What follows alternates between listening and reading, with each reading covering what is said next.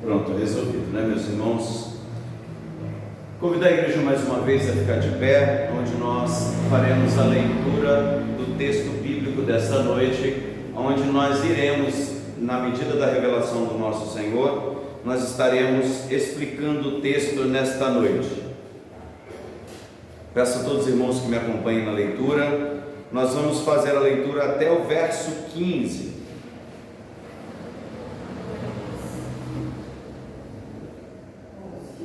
Na verdade, nós vamos do capítulo 11 até o verso 14 somente, tá bom? Amém? Eu vou ler e os irmãos me acompanham. Foi-me dado um caniço, ou em algumas traduções uma vara, semelhante a uma vara, e também me foi dito: dispõe-te e mede o santuário de Deus, o seu altar e os que naquele adoram, mas deixa de parte o átrio exterior do santuário, e não meças, porque foi ele dado aos gentios. Estes, por 42 meses, calcarão aos pés a cidade santa. Darei as minhas duas testemunhas, que profetizem por 1260 dias, vestidas de pano de saco. São estas as duas oliveiras e os dois candeeiros que se acham em pé diante do Senhor da terra. Se alguém pretende causar-lhe dano, sai fogo de sua boca e devora o inimigo. Assim, se alguém pretender causar-lhes dano, certamente deve morrer. Elas têm autoridade para fechar o céu, para que não chova durante os dias em que profetizarem. Tem autoridade também sobre as águas, para convertê-las em sangue, bem como para ferir a terra e toda sorte de flagelos, tantas vezes quantos quiserem. Quando tiverem então concluído o testemunho que devem dar, a besta que surge do abismo pelejará contra elas e as vencerá e matará. E o seu cadáver ficará estirado na praça da grande cidade, que espiritualmente se chama Sodoma e Egito, onde também o Senhor foi crucificado. Então, muito dentre os povos, tribos, línguas e nações contemplam os cadáveres de suas testemunhas, das duas testemunhas, por 3 dias e meio, e não permite que esses cadáveres sejam sepultados. Os que habitam sobre a terra se alegram por causa deles, realizarão festas e enviarão presente uns aos outros. Portanto, esses dois profetas atormentaram os que moram sobre a terra. Mas depois dos 3 dias e meio, um espírito de vida vindo da parte de Deus neles penetrou, e eles se ergueram sobre os pés, e aqueles que os viram sobreveio grande temor. E as duas testemunhas ouviram grande voz vinda do céu, dizendo: subi aqui. E subiram ao céu numa nuvem, e os seus inimigos a contemplaram. Naquela hora houve grande terremoto, e ruiu a 10ª parte da cidade, e morreram nesse terremoto 7.000 pessoas, ao passo que as outras ficaram sobremodos aterrorizadas e deram glórias ao Deus do céu. Passou o segundo ai, eis que sem demora vem o terceiro ai. Podeis assentar. Aleluia. Meus amados, meus queridos, se os irmãos achavam que o livro de Apocalipse estava complicado até agora, parabéns, bem-vindo ao começo de tudo. Meus amados, mais uma vez, lembrando que o livro apocalíptico, a literatura apocalíptica, ela tem por sua característica fazer imagens mentais para que nós assimilemos as verdades que nela contém. O que eu estou querendo dizer com isso?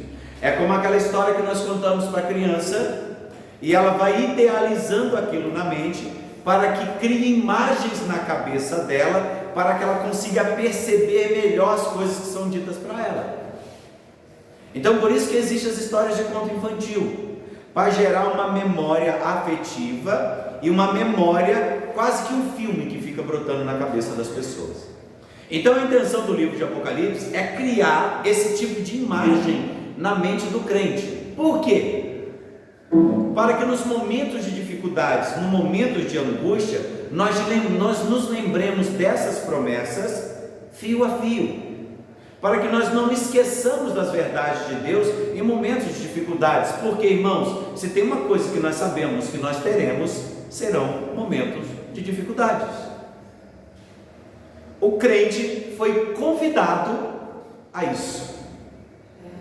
Então haverá momentos em nossas vidas que a única coisa, aliás, não só a única, como a melhor coisa que teremos é o próprio Senhor, sendo aquele que nos consola. Então, apegados a esse sentimento, o livro de Apocalipse ele tem uma mensagem que ao mesmo tempo é perturbadora para o mundo e ela é extremamente consoladora aos nossos corações. Por quê? Porque se uma coisa que nós temos certeza é da vitória do povo de Deus sobre os ímpios na terra. Se tem uma coisa que nós podemos ter certeza é da nossa vitória, da nossa ressurreição e a nossa vida em Cristo Jesus. Esse é o nosso eterno consolo. O livro de Apocalipse não é um livro para provocar medo em nossos corações, muito pelo contrário. O livro de Apocalipse é um livro para produzir um sentimento de conforto em meio a tantas dificuldades que nós temos. Nós temos um consolo, nós estaremos com o Senhor, independente das provas que virão. Hoje nós temos limitações físicas, às vezes nós temos limitações financeiras, às vezes nós temos uma série de limitações, mas quando nós estivermos lá em cima, todas essas limitações nos serão tiradas. Então a nossa esperança é essa, que o Senhor vai buscar a tua igreja. E enquanto Ele não busca, estamos aqui, vivendo, pregando o Evangelho, e na certeza e na convicção da palavra que pregamos, ela vai alcançar o coração de muitos, e esses muitos despertarão. Sabendo disso, nós vamos lembrar pela segunda vez que o livro de Apocalipse, ele é um livro de imagens, mas essas imagens não são inventadas de lugar nenhum. Não é assim, eu vou inventar alguma coisa aqui e vou escrever. Não. João, quando recebeu essa revelação, Deus mostrou para ele aquilo que João já sabia e já conhecia. Ou seja, todas as imagens que nós vamos encontrar aqui está no Antigo Testamento.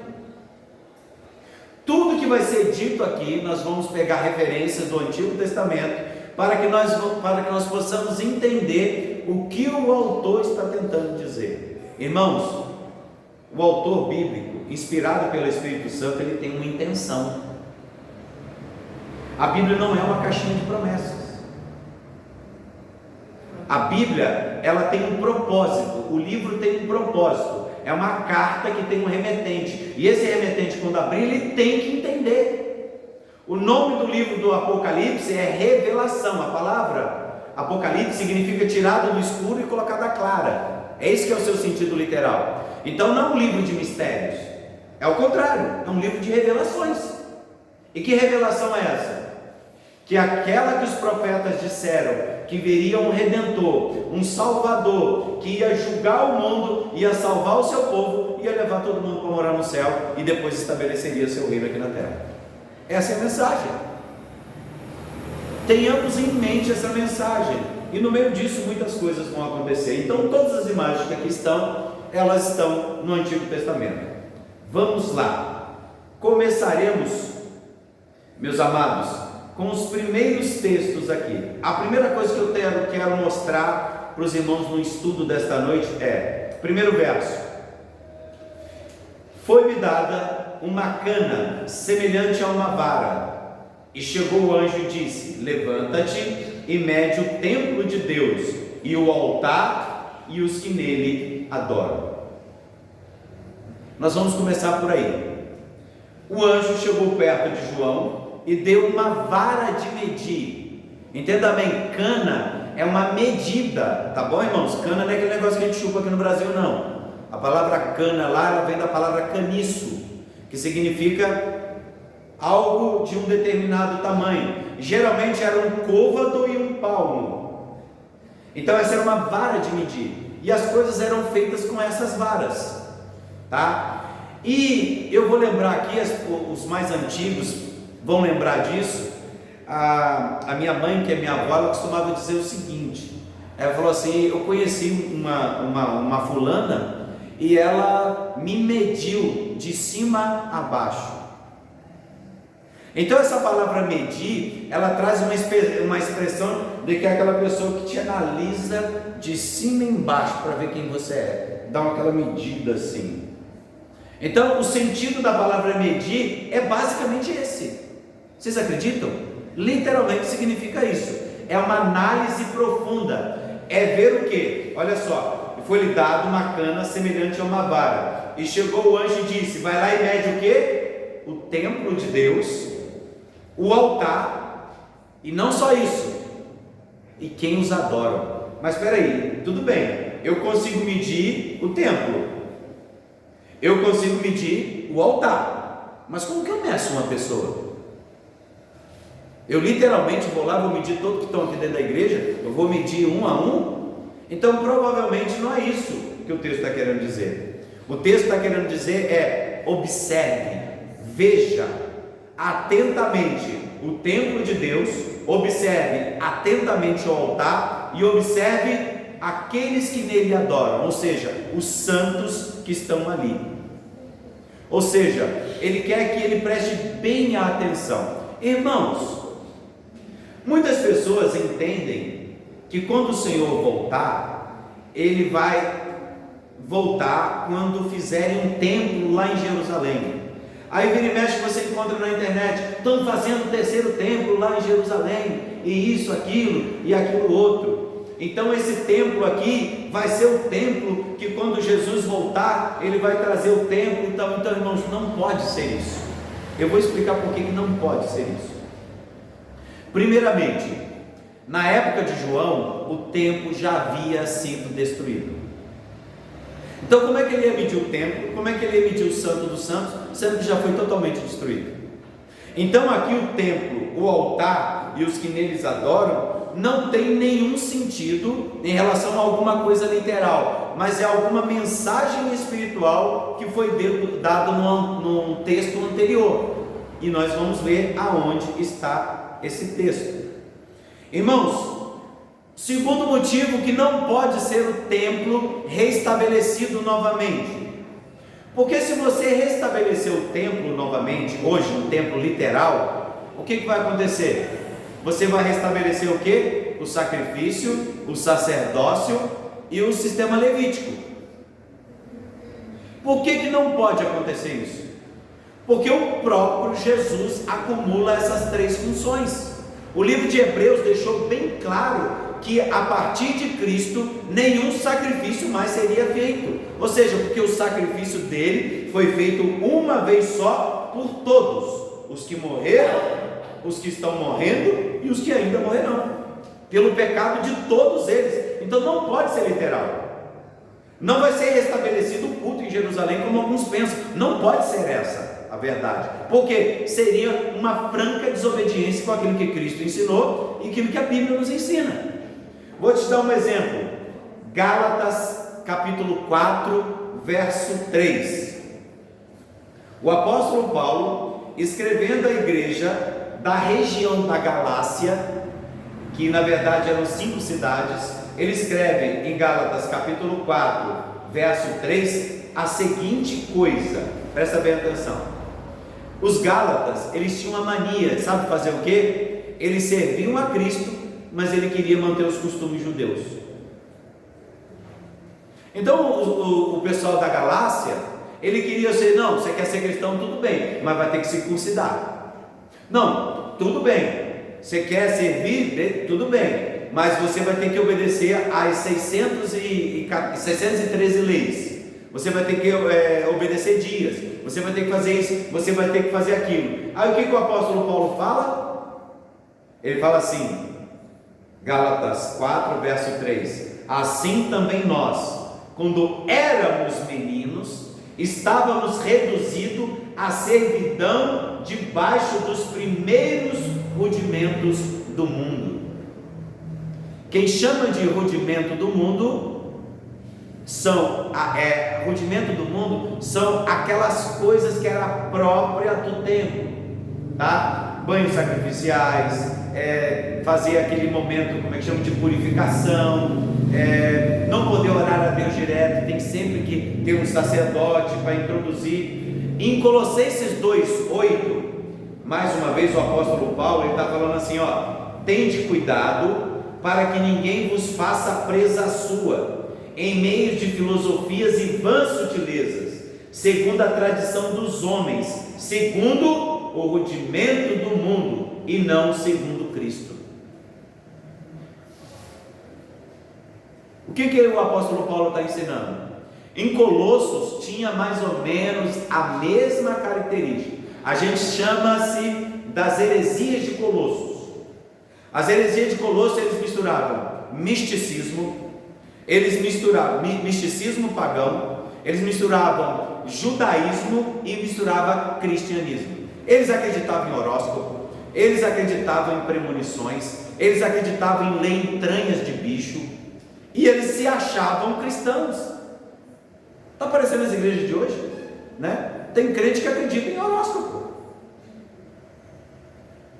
Daqui a pouco eles estão lendo borra de café. São coisas que você percebe que são misticismo misturado à igreja, sendo que o próprio Cristo chamou isso de rudimento do mundo. Agora em Gálatas capítulo 4, verso 9, ele fala assim: mas agora, conhecendo a Deus, ou antes, sendo conhecidos por Deus, como tornais outra vez a esses rudimentos fracos e pobres, a qual de novo quereis servir? Ele está falando do costume judaico. O apóstolo Paulo fala assim: me admira, ó insensato Gálatas, quem vos fascinou para não obedecerdes à verdade que por Cristo uma vez foram apresentada? Tu recebeste os dons do Espírito Santo através das obras ou através de Cristo? Queria saber isso de vós, que começado no Espírito, agora acabeis em carne. O apóstolo Paulo estava indignado com esse povo de Gálatas. Como assim?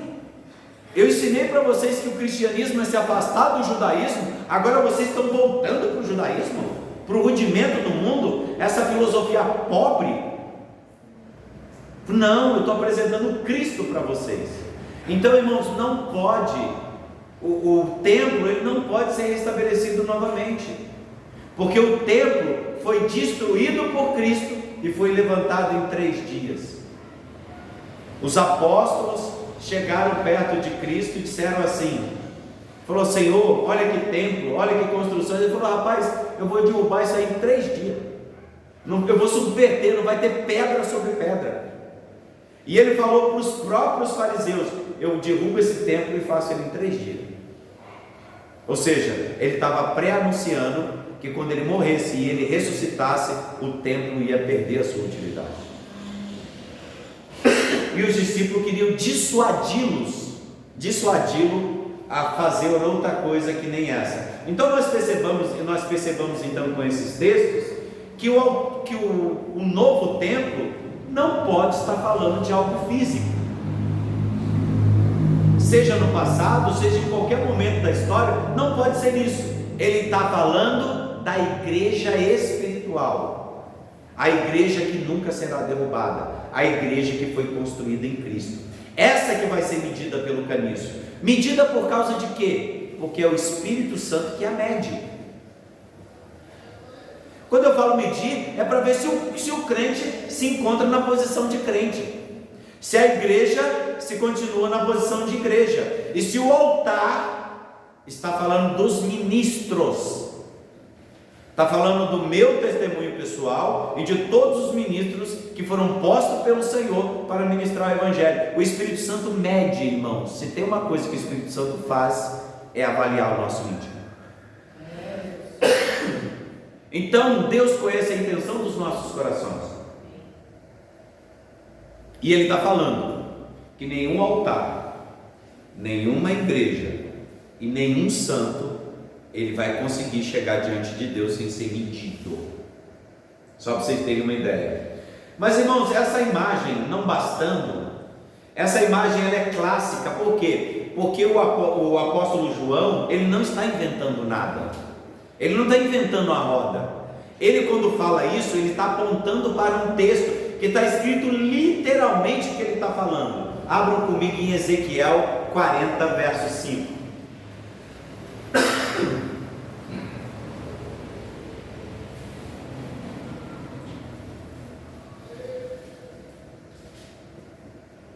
Vamos ver o que João está falando. Se João está inventando alguma coisa, ou se João ele está usando de autoridade. Vamos lá, Ezequiel, capítulo 40, do verso... Eu queria ler do verso 1 ao verso 5, mas eu quero que algum irmão, com uma voz bem potente, lê para mim o texto, mas primeiro vamos ler o 5, depois a gente lê do 1 ao 5. Só quero que os irmãos gravem na mente essa parte, e eu vou tentar explicar o que João está tentando dizer no livro de Apocalipse. Eu vou ler, tá? E havia um muro fora da casa, e em seu redor, e na mão do homem, uma cana de medir de 6 côvados, cada um dos quais tinha um côvado e um palmo, e ele mediu a largura do edifício, uma cana, a altura e a altura, uma cana. Ezequiel 40, verso 5. Depois, irmãos, você já pode pular para Ezequiel 42, 20. Depois a gente lê alguma assim. Só que eu quero que isso fique bem na mente. Porque João ele não está inventando nada. Ele está pegando os profetas do Antigo Testamento, está aplicando ao Novo Testamento. O que está escrito então em Ezequiel 42, 20? Mediu pelos 4 lados, e havia um muro em redor, de 500 canas de comprimento e 500 de largura, para fazer separação entre o santo e o profano. Mais uma vez, por que o Senhor mandou João medir o altar, o santo dos santos e os santos que adoram, para ele separar quem é santo e quem é profano, para ele separar quem são os dele e os que não são deles. Então essa expressão que está sendo usada aqui, o João, na qualidade de profeta, usa esses 2 textos que está em Ezequiel, não só esse, tem mais os 4, mas eu não vou citar todos, e ele cita para dizer o quê? Que a vara de medir que o anjo traz é para dividir aquilo que é santo e aquilo que é profano. Meus amados irmãos, esta noite, deixa eu deixar bem claro para os irmãos uma coisa. Às vezes as pessoas olham para nosso culto e falam assim: nossa, mas vocês são muito rígidos, vocês só cantam o que a Bíblia manda cantar, vocês cantam salmos, vocês só pregam o que está na Bíblia, vocês só falam o que está na Bíblia. Por quê? Porque o Senhor ele vai medir a sua igreja, ele vai medir o altar, ele vai medir os santos, e ele vai fazer separação do que é santo e do que é profano. Então eu prefiro fazer aquilo que a Bíblia manda fazer do que eu inventar coisa. Por isso que nós não temos dancinha aqui, por isso que nós não temos grupinhos separados aqui, por isso que aqui nós não temos ninguém mais santo um que o outro, porque todos vão ser medidos com uma vara só, e a vara quem mede é o Espírito Santo, e ele vai separar quem é santo e quem é profano. A mensagem aqui pode ser dura, mas eu garanto uma coisa: bode não fica no meio das ovelhas aqui, porque ela não aguenta. Porque eu prefiro ter uma igreja onde tem poucos que congreguem, mas que eles saibam exatamente qual é a vontade de Deus. E nós não mudamos para agradar absolutamente ninguém. Aqui nós temos só um intuito: agradar a Deus. Só esse, mais nada. Então, ele tem uma vara, e essa vara vai medir e vai separar o que é santo e o que é profano. Irmãos, a igreja verdadeira, os crentes são medidos ao tempo em que o mundo é julgado. Irmãos, é melhor nós sermos medidos pelo Espírito Santo do que sermos julgados por Deus. É muito melhor. Talvez hoje nós tenhamos uma condição onde que ser servo do Senhor implica que nós abandonemos uma série de coisas, que nós acabamos não tendo proveito em um monte de coisas, mas é melhor ser medido pelo Espírito Santo do que ser julgado como o mundo. É isso que eu quero que os irmãos entendam, e é isso que o Espírito Santo está apontando para João. Está falando: meu filho, vai, mede, separa o que é santo do que é profano, e o que é profano não se mistura com o que é santo, e nós vamos perceber isso. Irmãos, o templo de Ezequiel, ele simboliza a igreja. Vocês estão entendendo? Olha só, a igreja verdadeira, os crentes são medidos e o mundo é julgado. A expressão santuário de Deus é bem comum aquilo que se refere à igreja. Esse santuário que vai ser medido é representação da própria igreja na terra. Mas como que eu sei que o que está sendo apontado em Apocalipse aponta para a igreja? Como que eu sei disso? Eu sei disso por quê? Porque o Novo Testamento ensina que a igreja é o templo de Deus. Você vai ver o próprio apóstolo Paulo falando assim: vocês não sabeis que vós sois o templo do Espírito Santo? Não foi eu que estou dizendo, quem está dizendo isso é o apóstolo Paulo. 1 Coríntios 3,16. Aquele que achou, lê bem alto. 1 Coríntios 3, 16, 17.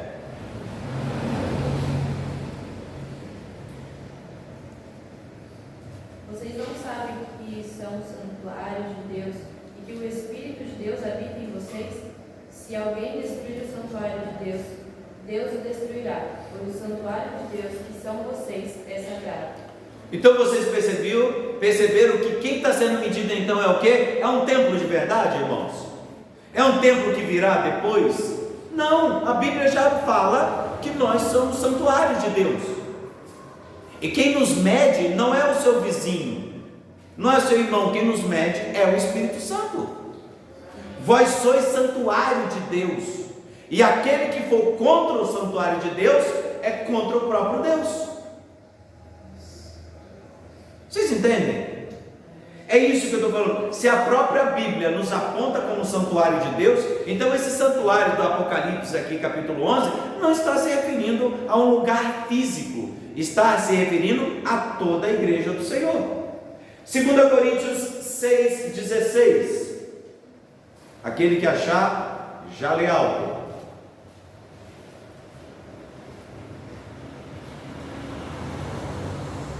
Ou será que vocês não sabem que o homem que se une com uma prostituta, 1 Coríntios 6,16? Isso, 2 Coríntios. Segundo. 6,16. 6,16.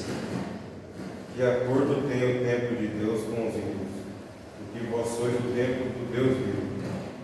Como Deus disse: eu habitarei neles e andarei entre eles, e eu serei o seu Deus, e eles serão o meu povo. Então vocês percebem que o próprio santo, não só somos o santuário, como também, meus amados, o Espírito Santo, ele habita em nós e nos acompanha. Assim como o Espírito de Deus vinha esporadicamente sobre o templo, agora ele vem de forma contínua. Em Efésios 2, 21, leia para mim.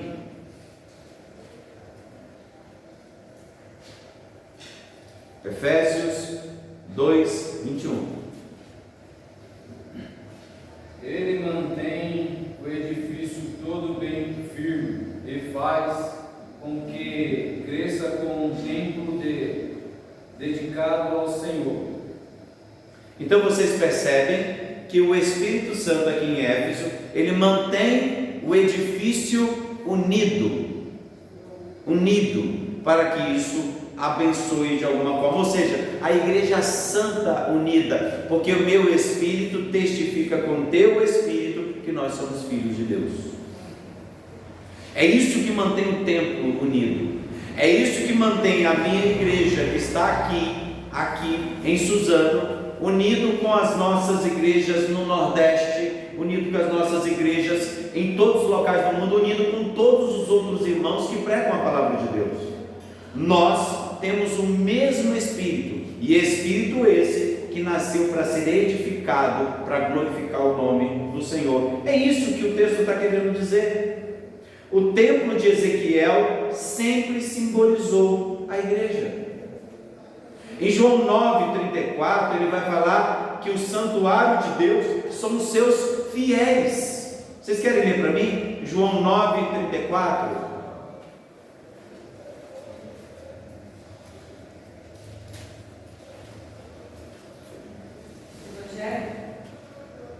João 9,34.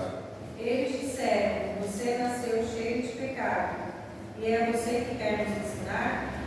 E os expulsaram da sinagoga. Então deve ser de 1 João. Vamos esquecer isso aí, que até a gente achar não tem problema não, tá? Eu quero que os irmãos abram em Ezequiel 43, verso 4.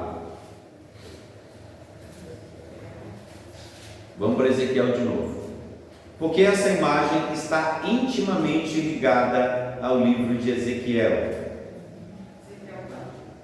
43, verso 4.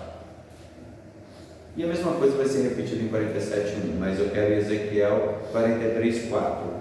Os irmãos, por favor.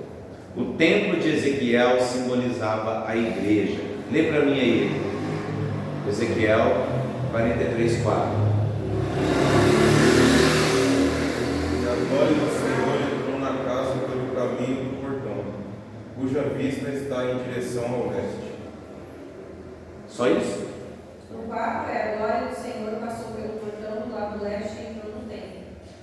Então, ou seja, é o Espírito de Deus que habita na sua igreja. É uma referência sobre isso, olha lá. Mas a melhor referência é o próprio texto que nós lemos. O 5 fala. É o 5 que fala, né? Então leia o 5 para mim, Mariana. 43:5. Então o Espírito de Deus o levantou e me levou até o pátio de dentro, e eu vi que o templo estava cheio da glória do Senhor. É isso que eu estou querendo dizer, que o templo é cheio da glória do Senhor. E se o próprio João disse isso, se o próprio apóstolo Paulo disse isso, se todos os apóstolos dizem que nós somos o templo do Senhor, que nós somos santuário do Senhor, que nós somos igreja do Senhor, nós também temos que estar cheios do Espírito Santo. Se somos do Senhor, nós somos cheios do Espírito Santo. Mas a melhor referência, irmãos, é o próprio texto de Apocalipse que nós lemos, verso 11, capítulo 11, verso 8, está escrito assim. É isso mesmo? Isso. 11, 8. Nossa. O que eu estou querendo dizer é que essa Jerusalém, a Jerusalém física, ela não pode ser o templo de Deus, não pode ser esse templo que foi medido. Por que eu estou dizendo que não pode ser? Por que eu estou fazendo uma afirmação de que não será construído um terceiro templo lá em Jerusalém? Por que eu tenho certeza disso? Por causa do verso 11, do capítulo 11, verso 8. Olha o que está escrito lá. E o seu cadáver ficará estirado na praça da grande cidade, que espiritualmente se chama Sodoma e Egito, onde também o seu Senhor foi crucificado. Espera aí. Então quer dizer que espiritualmente Jerusalém é conhecida como Sodoma e Egito. então é impossível que lá seja levantado um templo. Porque se o próprio Deus revelou para João que esse lugar se chama Sodoma e Egito, é impossível que seja reconstruído o terceiro templo. Jesus não virá na reconstrução de templo algum. O Senhor já reina. Quando Ele vier, Ele vai vir com a cidade celestial que desce do céu. A cidade desce do céu, ela não é construída na terra, ela desce no céu. Ela vai descer do céu junto com quem? Com os seus santos. A nova Jerusalém vai vir do céu e vai vir para a terra. Ela não está na terra, ela não vai ser construída na terra, ela vem do céu, da própria mão do Deus Pai Todo-Poderoso.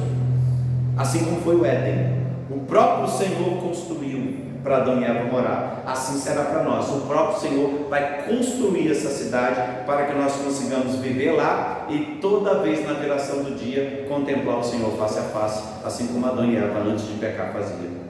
Essa é a proposta do Evangelho: voltar ao Éden, ter uma vida sem pecado. Irmãos, como que seremos nós? Nós não teremos pecado, nós estaremos nu diante de Deus no seu sentido espiritual. Vocês entendem? Então é nisso, essa cidade maravilhosa é a nova Éden. Por quê? Porque a palavra Éden é lugar de delícias. É só parafrasear: lugar de delícias, paraíso, é o mesmo lugar.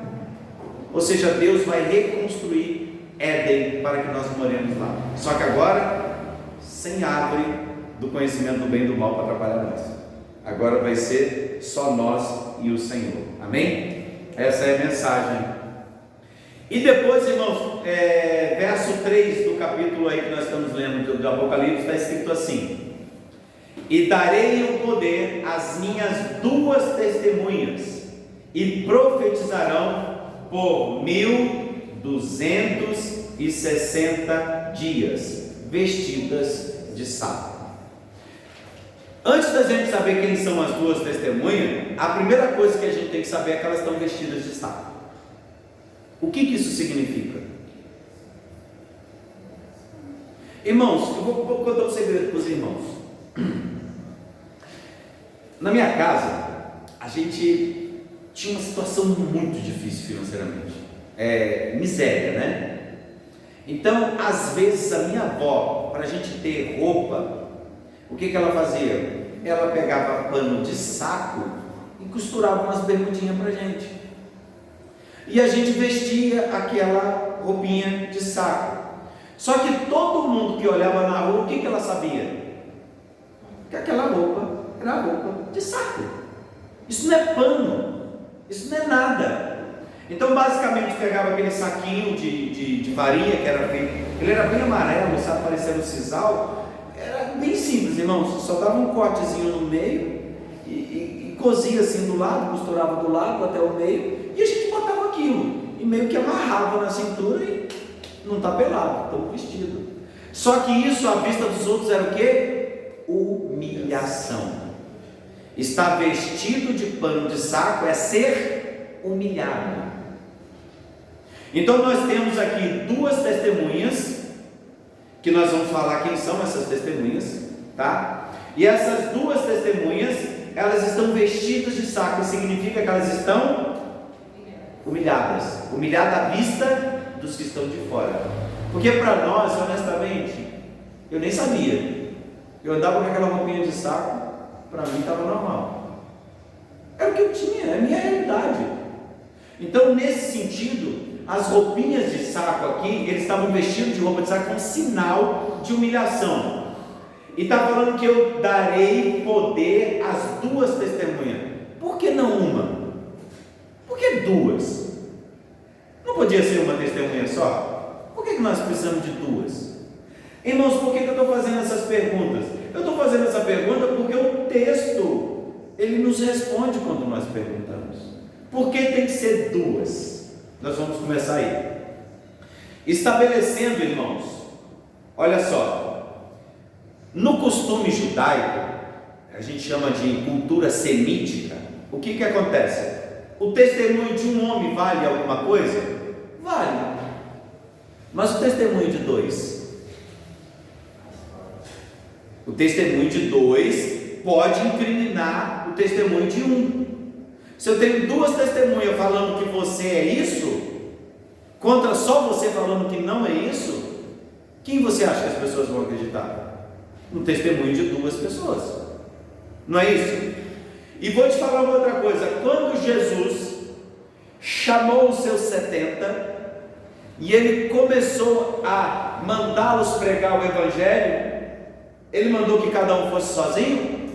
O que ele falou? Vai de 2 em 2. Por quê? Porque 2 ele tem mais condições. Um faltando, o outro está ali. Lembrei agora de um texto, né, que, se eu não me engano, meus irmãos, acho que está, não é Provérbios, tá, irmãos? Eu acho que é Eclesiastes. É melhor ser 2 do que 1, porque 2 tem melhor paga do seu trabalho. Porque quando um cair, o outro o ajuda, mas ai daquele que tiver só. Então, por que 2 testemunhas? Porque significa fidelidade, significa confiança. Isso significa que aquilo que aqueles 2 falarem é verdade. Isso é um costume muito comum. Se você ver em Lucas 10:1, que eu acabei de citar, eles saíram de 2 em 2. Em Mateus 18:20, nós vamos encontrar, lê comigo aí, por favor, Mateus 18:20.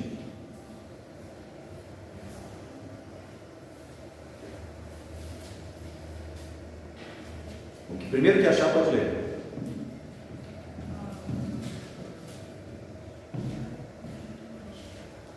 Porque onde 2 ou 3 estão juntos em meu nome, eu estou ali com eles. Então, onde estiver 2 ou 3 reunidos, eu estou lá junto deles. Eu sei, irmãos, eu sei que a maioria dos irmãos usa esse texto para dizer assim, né? Ó, irmãos, se tiver 2 ou 3 reunidos, o Senhor está lá reunido. Irmão, se você estiver sozinho, o Senhor está reunido com você. Você é templo do Espírito Santo. Se você estiver debaixo da água e você falar assim, Senhor Jesus, Ele está lá contigo. Não precisa de 2, nem precisa de 3. Esse texto aqui de Mateus 18, se você ler ele direitinho, o que está acontecendo? Tem um problema na igreja. E ele está convidando uma testemunha a testemunhar contra esse irmão. Ele falou assim, ó, se tem algum problema aí, você chama um presbítero.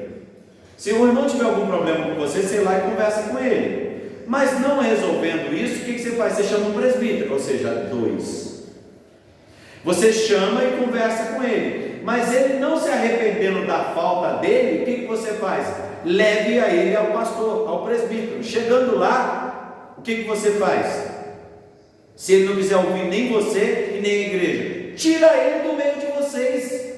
Porque onde tiver 2 ou 3 reunidos, ali eu também. Ou seja, o Senhor está dizendo, se 2 ou 3 testemunhas se juntar para tirar alguém da igreja, porque está cometendo pecado, eu estou no meio. Ou seja, o próprio Senhor dá o aval. Ele fala, ó, se tem um pecador impenitente que não se arrepende e quer ficar no meio da igreja, afasta ele. Eu estou com vocês. Vocês podem fazer isso que eu apoio vocês. É isso que o texto está dizendo. É só ler o texto direitinho.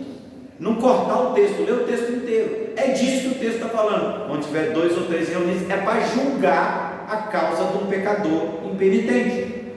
Então, 2 é o testemunho que condena também. Não é só o testemunho do Evangelho, mas também é o testemunho de condenação. Vocês estão entendendo? Agora em 1 Timóteo 5,19, o que está escrito ali? Para deixar bem claro, para ver se o pastor não está inventando coisa. Nós estamos lendo o texto, tá, irmãos? Não estou inventando nada não. Cada coisa que eu falo, a gente lê 2, 3 textos.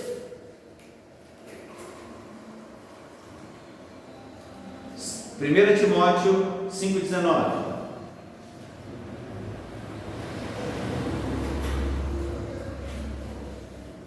O que está escrito?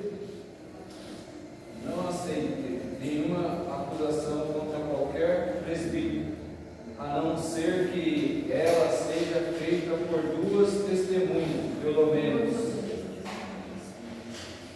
Vocês estão entendendo o que eu acabei de falar? Então o testemunho também é um testemunho condenatório. E um presbítero não pode levantar uma pessoa do nada e, por exemplo, eu sou o presbítero dessa igreja. Literalmente eu sou o presbítero dessa igreja, né? O que acontece? Ninguém pode simplesmente sair acusando de nada, a não ser que ela tenha testemunho de 2 ou 3.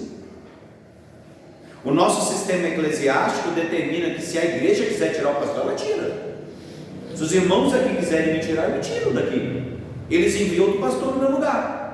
Mas para isso tem que ter o testemunho verdadeiro de que o pastor está em falta. Porque na nossa igreja, se o pastor estiver em falta, ele pode ser tirado. Eu já expliquei para os irmãos, e os irmãos têm toda a autonomia para fazer isso. Se quiser tirar o pastor, tira. Por quê? Porque é o testemunho de 2 ou 3. Aqui a gente não oculta pecado. Aqui a gente não se esconde nada. Se errou, pau no gato. Não tem conversa. Então o que acontece? Porque então, e eu darei poder às minhas 2 testemunhas. É isso que está falando no verso 3. O próprio Deus vai dar testemunho, vai dar poder para essas testemunhas. E eles vão profetizar por 1260 dias vestidas de saco. Irmãos, o período de 1260 dias, o que isso quer dizer? O que isso quer dizer, irmãos? Se os irmãos não sabem, imagina. Irmãos, vamos lá, só para começar a esclarecer a respeito da numerologia que é encontrada no livro de Apocalipse. A gente chama isso de gematria. Era muito comum entre os judeus do primeiro século falar coisas através de números. Então todo número tem um símbolo escondidinho ali atrás. Ele sempre aponta para alguma coisa. Mas aqui, irmãos, vocês sabem para onde que aponta? Aponta para Daniel, aponta para Ezequiel, aponta para Jeremias. São profetas que usaram os mesmos termos, só que com linguagem diferente. Eu vou explicar isso para vocês. Olha só, 1260 dias que está aqui em Apocalipse é igual aos 42 meses que deve estar em Ezequiel, que é a mesma coisa, que é igual a um tempo, 2 tempos e metade de um tempo. É a mesma coisa. Mas o que cada uma dessas coisas quer dizer? É isso que nós vamos falar agora. O que isso quer dizer? Vamos lá. Primeiramente, vocês prestaram atenção que a palavra profeta está ligada a dias? Olha só, os profetas profetizarão por 1260 dias. Irmão, se você vê em toda a história da Bíblia, toda vez que um profeta profetizava, ele falava dias. Vamos lá. O profeta Eliseu falou tantos dias que não vai chover, e não houve chuva. O profeta Moisés profetizou: ó, vai acontecer tantos dias dessa calamidade. O que aconteceu? Dias. Toda vez que um profeta profetiza, ele fala de dias. Mas de igual modo, irmãos, quando é numa guerra, se você lê no Novo Testamento, toda vez que Roma sitia uma cidade, ou seja, ela invade uma cidade, qual é a língua que ela usa? Meses. Por quê? Porque essa é uma linguagem de guerra. Linguagem de dias é uma linguagem de profeta. Linguagem de guerra, ela fala de meses. E linguagem de um tempo, 2 tempos e a metade de um tempo. Quem usa isso? Oi? O próprio Daniel e o próprio Cristo usou isso. Por quê? O Cristo falou assim, ó, aí, quando se sucederão essas coisas? Quando o Senhor vai voltar? O que ele falou? Nem o Filho do Homem sabe. Ou seja, nem compete a vocês saber nem dias, nem horas. Na palavra ali é eras, nem tempos e nem eras. Vocês estão entendendo? Deixa eu explicar, irmãos. Não é que Jesus não soubesse quando que vai ser a volta, até porque é Ele que lidera a volta, é Ele que está no trono agora, é Ele que tem toda a autoridade. é a Ele que foi dada toda a autoridade sobre o céu e a terra. Não é que Ele não saiba. Quando se usa essa expressão, nem sabe nem o dia e nem a hora, Ele está querendo dizer claramente uma coisa: vocês não devem saber. Por quê? Porque eu virei como um ladrão. A proposta de Deus é vir repentinamente. Então, quando Jesus ele fala que Ele não sabe nem o dia nem a hora, Ele está querendo dizer: fiquem atentos, que pode ser a qualquer momento. Alguns usam desculpa, não, é que Jesus ele estava na sua forma carnal e por isso que Ele não sabia. Irmãos, não falem essas bobagens. Isso é uma bobagem. Por que é uma bobagem? Porque o apóstolo Paulo deixou bem claro que em Jesus habitava corporalmente toda a plenitude da divindade. Jesus era homem, mas Jesus era Deus. Então Ele sabia de todas as coisas. E Jesus sabia de tantas as coisas que uma vez chegou um coletor de impostos e foi querer colher o imposto de Jesus Cristo. O que Jesus Cristo fez? Falou assim: Pedro, faz um favor para mim, vai no rio ali em cima, pega a sua vara de pescar e pega um peixe. Quando você abrir a boca dele, vai ter 2 moedas. Aí você paga o meu imposto e paga o seu. Gente, vamos dizer que Jesus, mesmo ali, Ele não era 100% Deus. Como é que Ele sabia que o peixe ia comer isso? Uma moedinha? Não uma, 2, né? Ia comer 2 moedinhas. E Ele falou: vai lá, Pedro, assim que você pescar, vai ter 2 moedas lá, paga o meu e o seu imposto.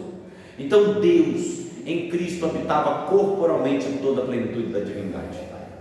Esqueçam esse negócio de que Cristo não sabia. Ele sabia, mas aquela expressão, nem o Filho do Homem sabe a hora, isso significa que estejam atentos, porque eu posso voltar hoje.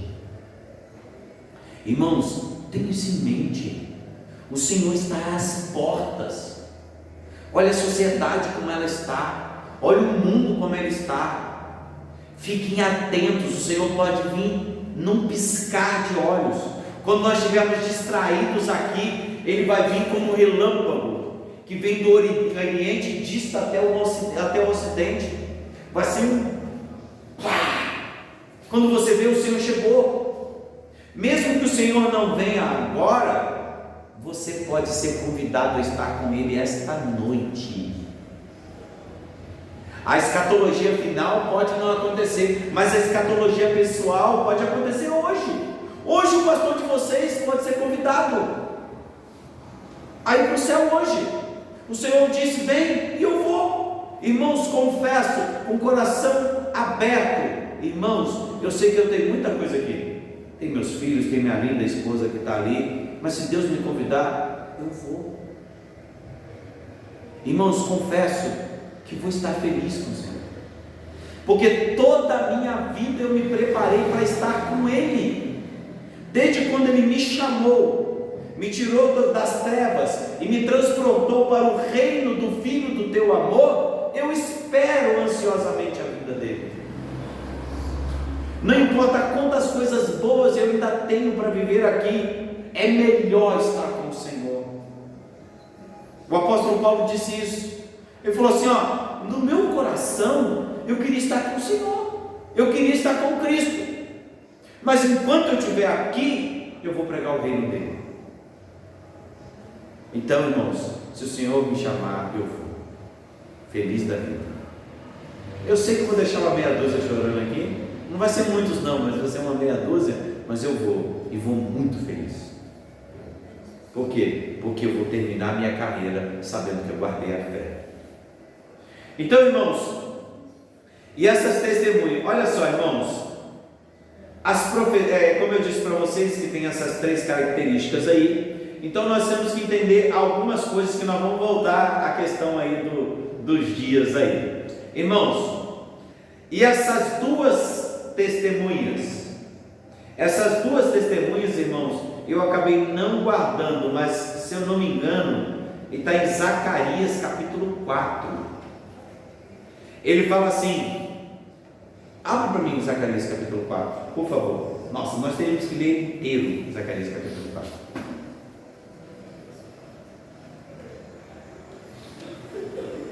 porque ele vai explicar exatamente quem são as testemunhas. Irmão, Zacarias está pertinho aí de Malaquias. É tudo, é só 14 versos.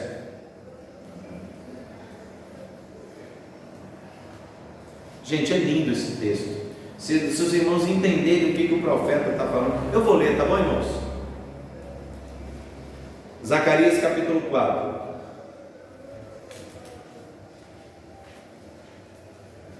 Tornou o anjo que falava comigo e me despertou, como um homem que é despertado do seu sono. E me perguntou: que vês? Respondi: olho, e eis um candelabro todo de ouro e um vaso de azeite em cima, com suas 7 lâmpadas e 7 tubos, um para cada uma das lâmpadas que estão em cima do candelabro. Junto a este, o que está escrito aí? 2 oliveiras, uma à direita do vaso de azeite e a outra à esquerda. Então perguntei ao anjo que falava comigo: meu Senhor, o que é isso? Respondeu-me o anjo que falava comigo: não sabes tu o que é isso? Respondi: não, meu Senhor. Prosseguiu ele e disse: esta é a palavra do Senhor a Zorobabel, não por força, nem por poder, mas pelo meu Espírito, diz o Senhor dos Exércitos. Quem és tu, ó grande monte?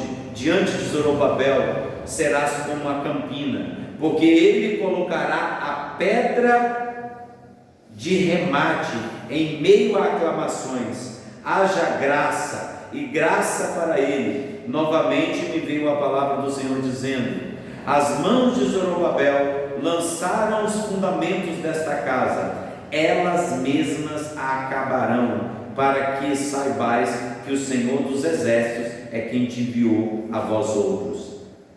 Pois quem despreza o dia dos humildes começos, esse alegrar-se-á vendo o prumo da mão de Zorobabel. Aqueles 7 olhos são os olhos do Senhor que percorrem toda a terra. Prossegui e perguntei: quem são as 2 oliveiras, à direita e à esquerda do candelabro? Tornando a falar, lhe perguntei: que são aqueles 2 raminhos de oliveira que estão aos 2 tubos de ouro, que vertem de si azeite dourado? E ele me respondeu: não sabes tu? E eu disse: não, meu Senhor. Então ele disse: são os 2 ungidos que assistem junto ao Senhor de toda a terra. Vou explicar o texto. Zorobabel, irmãos, ele é aquele que reconstruiu o templo depois que o templo foi destruído, já lá na época de Roboão e Jeroboão, na época do Império Assírio. O templo tinha sido destruído. Agora nós temos um rei Ciro, que abençoa a vida do Zorobabel e permita que ele vá e reconstrua os muros de Jerusalém, mas não só os muros, mas o templo. E a garantia que esse templo iria terminar eram as 7 tochas, que representa o Espírito Santo. Então era o Espírito Santo que garantia a Zorobabel que ele ia botar a pedra de arremate. Vocês viram aí, né? A pedra de arremate, irmãos, é a última pedra do templo. E ele falou assim: ó, é meu Espírito que garante isso. Aí ele fala o que? É aquilo que mantém a igreja de pé. Quem é que mantém a igreja de pé? O Espírito Santo. E aqui outro item que mantém a chama acesa é quem? As 2 testemunhas. E essas 2 testemunhas, elas estão ali vertendo azeite puro para manter a igreja em pé. A pergunta que eu faço para os irmãos hoje: quem é a testemunha que mantém a igreja de pé? O Evangelho do Senhor Jesus Cristo. Ele é a testemunha do Deus vivo. É Ele que mantém todos os templos de pé. Irmãos, se eu tiro a palavra de Deus daqui que resta? Nada. Se tirar o evangelho da minha vida, o que resta? Nada. Eu nem sei mais quem eu sou. Então, as duas testemunhas é a igreja que permanece viva por causa do Espírito Santo. E por que é duas? Porque o seu testemunho é fiel. Lembra que nós aprendemos isso? Então, as duas testemunhas, meus irmãos, nada mais é do que a própria igreja do Senhor, viva na terra, que ela é cheia do Espírito Santo e que queima de dia e de noite, dando testemunho da palavra de Deus. É a igreja, irmãos, que são as duas testemunhas. Por que são duas? Representa a igreja do Antigo Testamento e a igreja do Novo Testamento.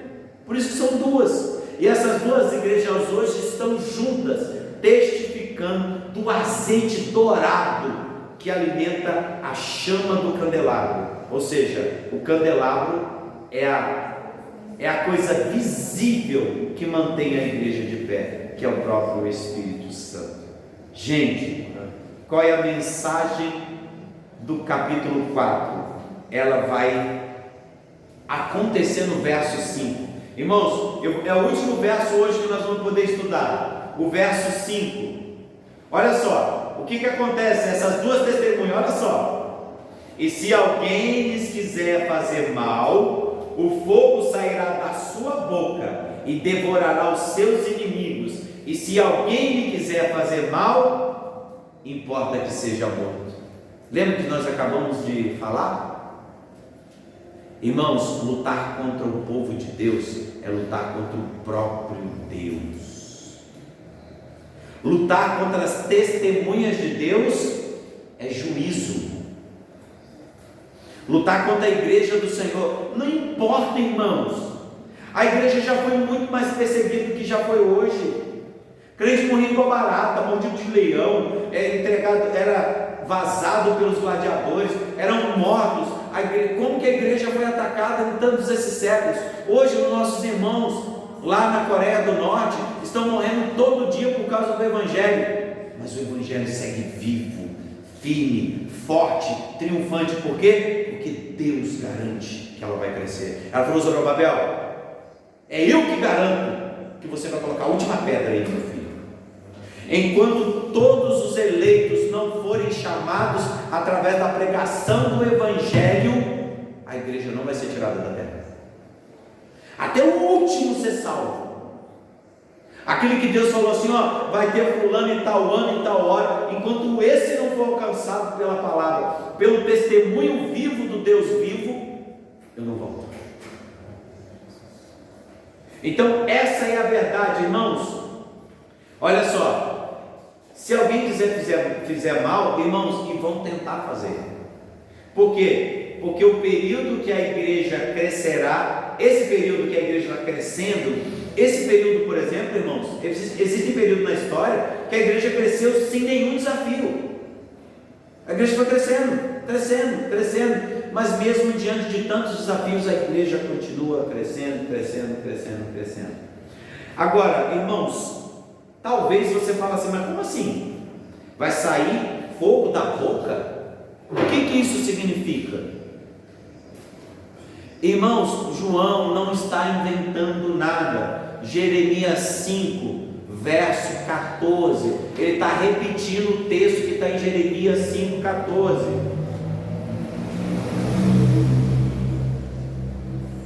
Lê para mim, não é? Jeremias 5, 14. Esses são os poderes da testemunha. Esse é o poder da igreja. 5,14. Isso.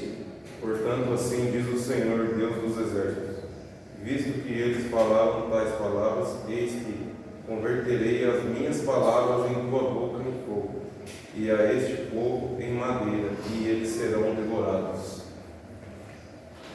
Vocês leram o texto? Vocês entenderam o texto?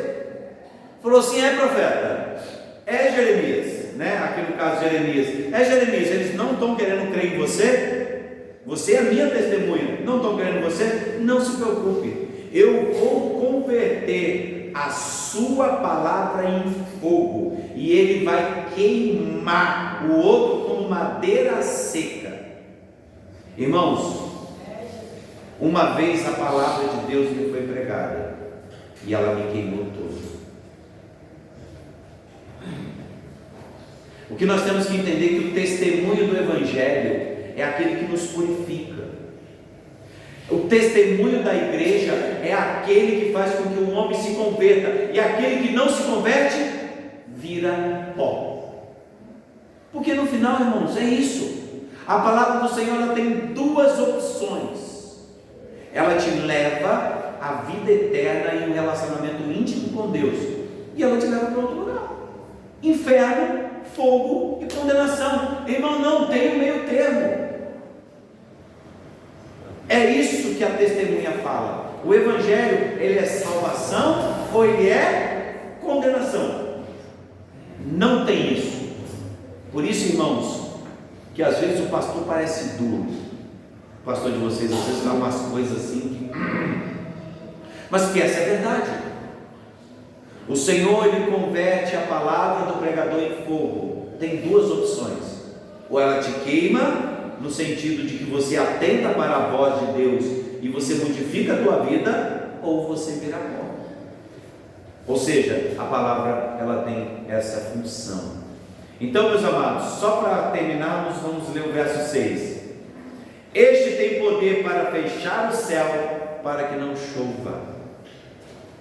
Esse texto é de 1 Reis, tá? 17:1, foi quando o próprio profeta Elias falou que não ia chover, e não choveu. Está em 1 Reis 17:1.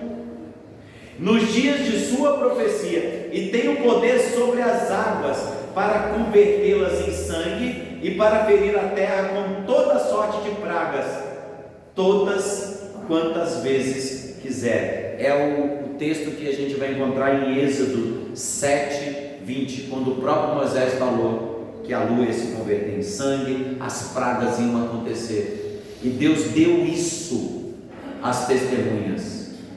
Em outras palavras, ele está apontando para o Antigo Testamento e está dizendo o quê? Que a igreja, ela tem o poder de reter as bênçãos sobre uma nação. Vocês estão vendo o que eu estou falando? A igreja, ela tem o poder de reter as bênçãos sobre uma nação. Uma igreja que ora é uma igreja que muda a história.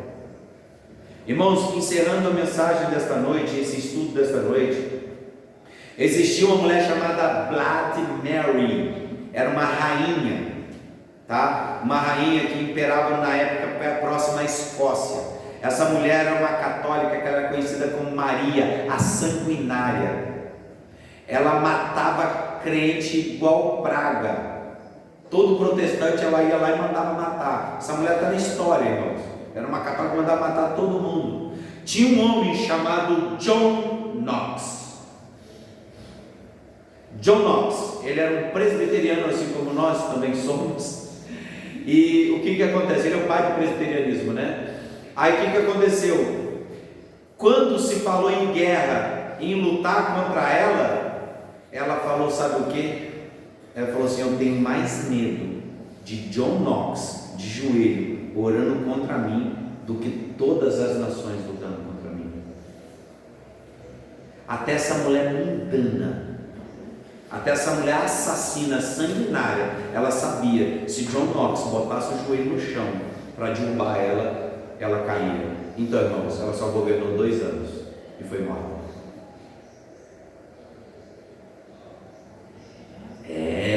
Ou seja, o testemunho está na mão da igreja viva e santa. Irmãos, vamos colocar de pé, vamos orar. Nós paramos no verso 6.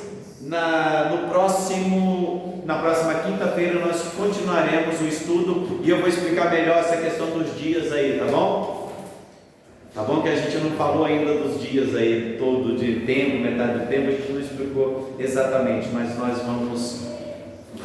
Irmãos, eu queria que o nosso Senhor nos abençoasse de tal forma que o Evangelho transformasse a vida e o coração de cada um, para que a cada dia nós nos convertamos a Cristo e a nossa vida seja um testemunho real de vida.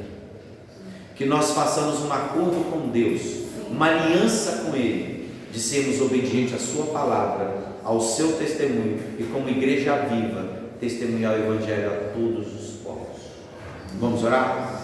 Pai Santo, Pai Bendito, Pai Poderoso, na Tua presença nós nos colocamos sabendo, Senhor Jesus, que somos limitados, mas acima de tudo, como igreja, sabemos que nós temos um poder da Tua verdade, aquela que condena, aquela que salva, Pai. Então ajuda-nos, Senhor Jesus, a ser testemunhas verdadeiras do Teu Evangelho. Transforma as nossas vidas e os nossos corações, nos dá saúde, Senhor, e guia-nos, Senhor Jesus, para a salvação que nos é oferecida a cada dia, Pai.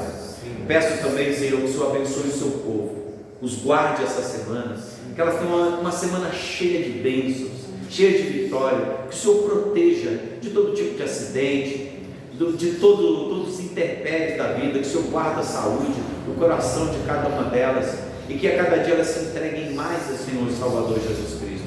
Provê, Pai, graça e misericórdia a todos os seus filhos. É isso, Senhor Jesus, que eu lhe peço, no nome do nosso suficiente e Salvador Jesus Cristo. Que o amor de Deus Pai e as doces comunhão do Deus Espírito Santo seja abundante na vida de cada um, não só hoje, mas para todos sempre. E todos juntos digamos amém. Sejam abençoados, que está encerrado o culto de hoje.